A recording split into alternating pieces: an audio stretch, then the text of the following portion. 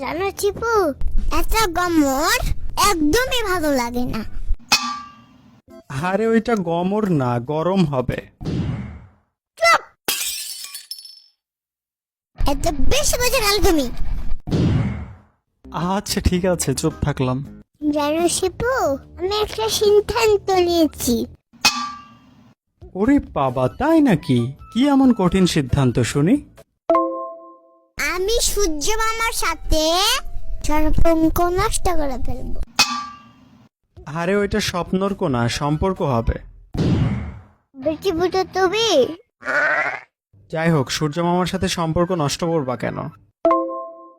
সূর্য মামা বউয়ের সাথে মনে হয় প্রতিদিন ঝগড়া করে। কেন বলো তো?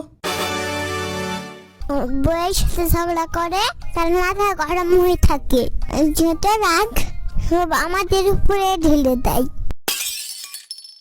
তুমি একটু ওদের ঝগড়াটা সলভ করে দিলেও তো পারো। আমি বলবো, দেখো অনেক হয়েছে, আমি আর সহ্য করব না। তোমার ঝগড়া না থামালে প্রচুর মারবো, এমন মার দিব 3 দিন হাগু করতে পারবে না। কিন্তু সূর্য মামারও যে হাগু করে, এটা আমি ফার্স্ট জানলাম। তুমি মূর্খ মানুষ, তুমি কি বুঝবা? তুমি করতে পারলে সূর্য মামা কেন পারবে না? আসলেই তো, এই জিনিসটা তো আমি আগে ভেবে দেখিনি।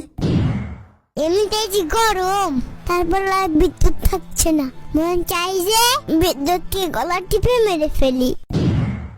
থাক, মেরে ফেললে তো আরো আসবে না তাহলে। বিদ্যুৎ তুমি আর পাতলা হাগু একই রকম, কেন?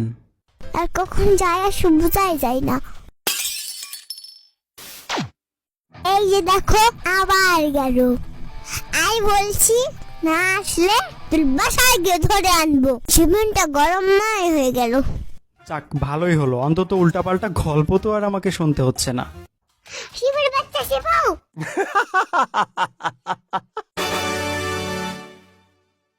ওর বউয়ের সাথে ঝগড়া করে। 22 ফুটা করে ফেলেছি। বলো, ওর বউয়ের সাথে ঝগড়া করে।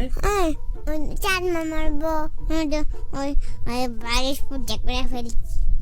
আচ্ছা, বলো হ্যাঁ। বলো হ্যাঁ। না, শুধু হ্যাঁ। বলো হ্যাঁ বলি। আচ্ছা, বলো হ্যাঁ। হ্যাঁ। বলো হ্যাঁ।